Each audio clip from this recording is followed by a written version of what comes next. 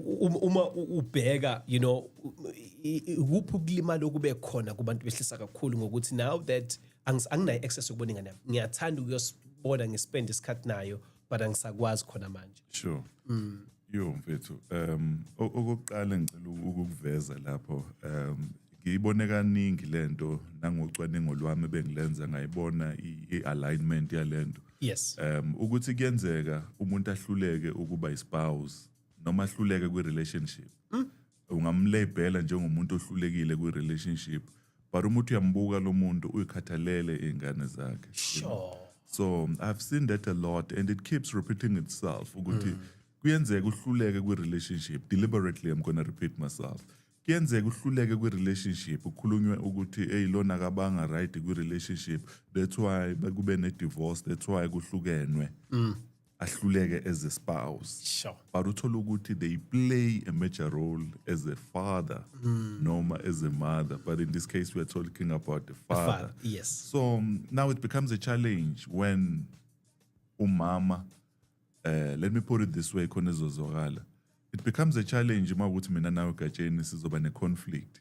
Yes. Ebese manje ngenxa ye-conflict ebese ngifuna ukutshena the third person omngani wakho ukuthi yazi uphakamane sixabene naye kanjani ngoba in true sense kuyenzeka mina nawe singaboni ngasolinye. Yes. Lokho kungakwenza umuntu omubi kube ukuthi in this relationship or whatever project ebesebenza kuyo asizwananga, kodwa lokho akukushintshi ukuthi uqhubeke kube umuntu oright kulo muntu obunaye kwenye iproject noma kwenye into. Sure. So izona zinto lezi engicabanga ukuthi bengingafisa ukuthi osisi bayi-understand. Sure. Ukuthi kuyenzeka umuntu ahluleke ekubeni a good spouse but ingamenzi a bad parent. Sure.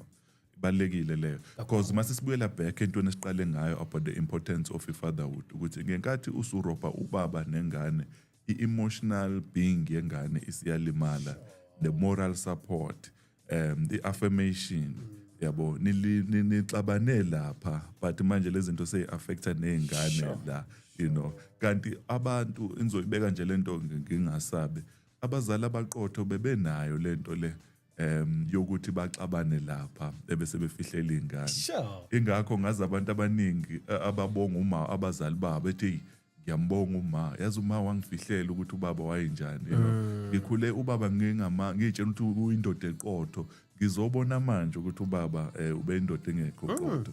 Okusho ukuthini lokho? Kusho ukuthi njengomuntu wesifazane izingane ziyakwazi ukukhula ze-reach stage la zibona khona cha ubaba ubengekho qotho, kodwa uma ukwazile ukuyifihlela leyo nto zizokuhlonipha kunokuthi izingane ngelinye ilanga zithole ubaba eselele embhedeni sekhuluma iqiniso ukuthi ngazama u-ABCD ukunibona but uma wenu bengavumi, yebo lento le.